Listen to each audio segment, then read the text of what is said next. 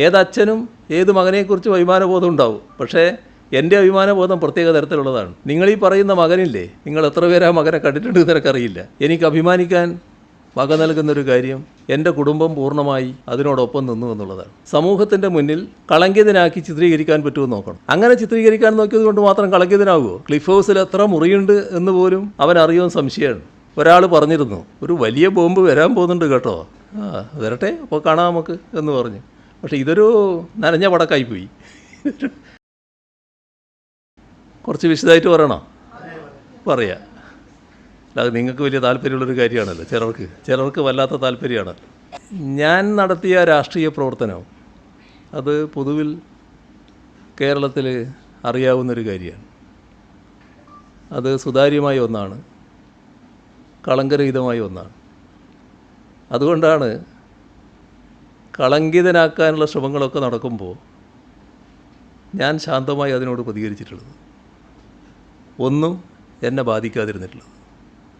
ആ ഘട്ടത്തിലൊക്കെ പലതും ഞാൻ നേരത്തെ പറഞ്ഞതുപോലെ ഉള്ളാലെ ചിരിച്ചുകൊണ്ട് കേട്ടു നിന്നിട്ടുള്ളത്. ഇതായിരുന്നു എൻ്റെ ഒരു രീതി. ഈ കഴിഞ്ഞ 10 വർഷത്തോളമായി കേരളത്തിൻ്റെ മുഖ്യമന്ത്രി സ്ഥാനത്ത് ഞാനിരിക്കുകയാണ്. ഈ പ്രവർത്തനത്തിൽ തീർത്തും അഭിമാനിക്കാൻ വക നൽകുന്ന ഒട്ടേറെ കാര്യങ്ങൾ എനിക്കുണ്ട്. കാരണം നമ്മുടെ സംസ്ഥാനത്തിൻ്റെ കാര്യങ്ങൾ നല്ലതുപോലെ മനസ്സിലാക്കിക്കൊണ്ടിരിക്കുന്നവരാണല്ലോ നിങ്ങളെല്ലാവരും. അഴിമതിയുമായി ബന്ധപ്പെട്ട യാതൊരു കാര്യങ്ങളും അനുവദിക്കില്ല എന്ന നിർബന്ധം കൊണ്ട് തന്നെയാണ്. അതുകൊണ്ട് തന്നെയാണ് ഉന്നത തലങ്ങളിലുള്ള അഴിമതി ഇവിടെ പൂർണ്ണമായി അവസാനിപ്പിക്കാൻ കഴിഞ്ഞത്. ഞാൻ എൻ്റെ പൊതുജീവിതം ഞാൻ നേരത്തെ പറഞ്ഞതുപോലെ കളങ്കരഹിതമായി കൊണ്ടുപോകാനാണ് ശ്രമിച്ചിട്ടുള്ളത്. എനിക്ക് അഭിമാനിക്കാൻ വക നൽകുന്നൊരു കാര്യം എൻ്റെ കുടുംബം പൂർണ്ണമായി അതിനോടൊപ്പം നിന്നു എന്നുള്ളതാണ്. എൻ്റെ മക്കൾ 2 പേരും അതേ നില സ്വീകരിച്ചു പോയിട്ടുണ്ട്. നിങ്ങളീ പറയുന്ന മകനില്ലേ, നിങ്ങൾ എത്ര പേര് ആ മകനെ കണ്ടിട്ടുണ്ട് നിനക്കറിയില്ല.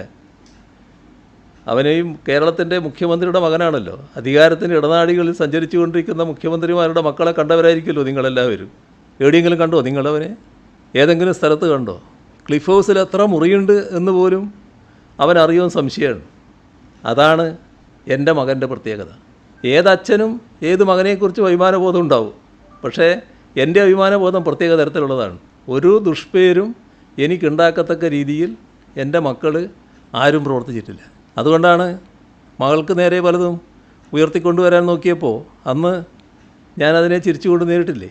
അത് വേണ്ടത്ര യേശുന്നില്ല എന്ന് വന്നപ്പോൾ മര്യാദയ്ക്കൊരു ജോലിയെടുത്ത് അവിടെ കഴിയുന്ന ഒരാളെ, ഇവിടെ ആരാണെന്ന് പോലും പലർക്കും അറിയാത്ത ആളെ, പിണറായി വിജയൻ ഇങ്ങനൊരു മകനുണ്ട് എന്ന് ചിത്രീകരിച്ചുകൊണ്ട് അയാളെ വിവാദത്തിൽ ഉൾപ്പെടുത്താൻ വേണ്ടി നോക്കുന്നത്. അതുകൊണ്ട് വിവാദമാകുമോ? അത് എന്നെ ബാധിക്കുമോ?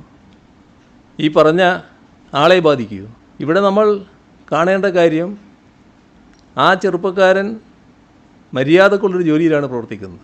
മനസ്സിലാക്കേണ്ട ഒരു കാര്യം, അയാളെ പൊതുരീതികൾ, ജോലി, പിന്നെ വീട്, ഇത് മാത്രമാണ്. ഒരു പൊതുപ്രവർത്തന രംഗത്തും അയാളില്ല സാധാരണഗതിയിൽ. തെറ്റായൊരു കാര്യത്തിനും ഇതേവരെ അയാൾ പോയിട്ടുമില്ല. നല്ല രീതിയിൽ ജീവിച്ചു പോവുകയാണ്. ഒരു ദുഷ്പേരും എനിക്കുണ്ടാക്കിയിട്ടില്ല. മക്കൾ ദുഷ്പേരുണ്ടാക്കുന്ന ഒരുപാട് കാര്യങ്ങൾ നിങ്ങളെല്ലാം ശ്രദ്ധയിലുണ്ടാവുമല്ലോ.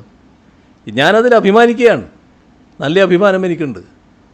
എൻ്റെ മക്കളാരും എൻ്റെ രാഷ്ട്രീയ പ്രവർത്തനത്തിന് നിരക്കാത്ത, എൻ്റെ ശീലങ്ങൾക്ക് നിരക്കാത്ത ഒരു പ്രവർത്തനവും നടത്തിയിട്ടില്ല. അതാണ് കാണേണ്ട കാര്യം.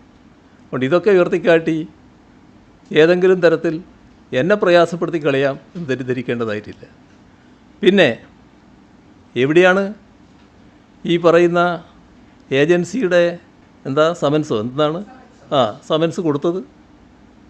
എവിടെയാണ് കൊടുത്തത്? ആരെ കയ്യിലാണ് കൊടുത്തത്?